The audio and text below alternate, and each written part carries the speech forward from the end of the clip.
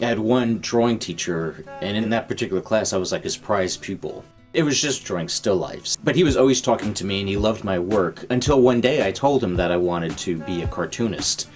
And when I told him that, I'm not kidding, when I told him that, he just turned on his heels and walked away, and he never talked to me again.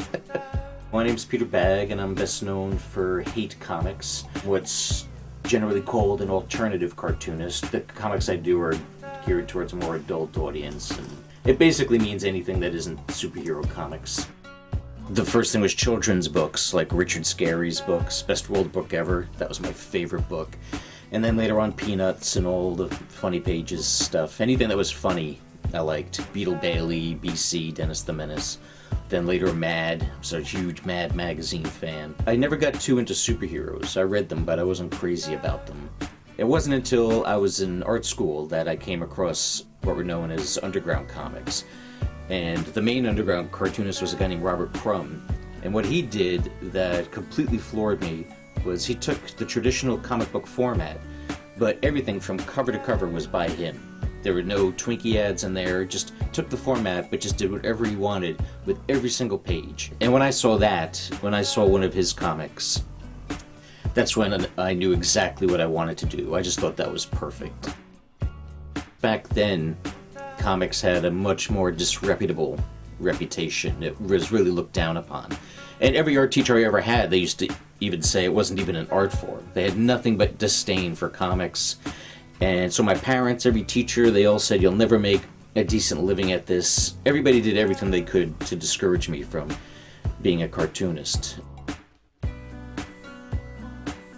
There was a regular underground comic book anthology called Weirdo, and my hero, Robert Crumb, was the editor of it. I was always writing him fan letters, sending him my comics. He started publishing my work, and then he asked me if I would take over as managing editor. Which again, it's not a real job, the pay was dismal. It wasn't something to make a living off of. But it was great exposure for me and a great experience, and I did that for about 3 years back in the 80s. Then also I met what was then a fairly new comic book publishing company called Fantagraphics. So I showed them my work, they loved it, and that led to my first own comic book called Neat Stuff, which I did back in the 80s. And then with the same company I started doing Hate from 1990 on. That pretty much took up the whole decade of the 90s, is just doing those Buddy Bradley stories in Hate magazine. The Bradley Family, which was a weird cross between the Brady Bunch and my own family. On the surface it was like, here's this fun, wacky sitcom family, but they were thoroughly dysfunctional like my own family and like every family.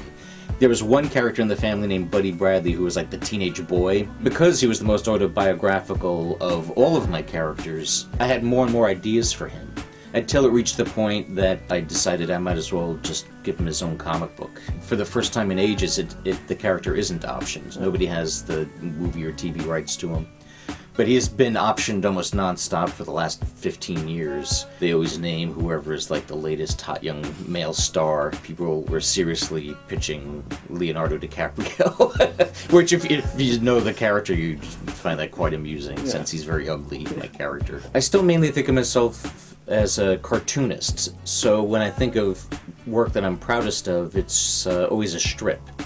It would be the combination of the story itself and the art. If I'm happy with both, then those are the pieces I'm most happy with. It's ironic, every cartoonist whose work was similar to mine, very underground inspired, all the work we got was either with porno magazines or with kids magazines.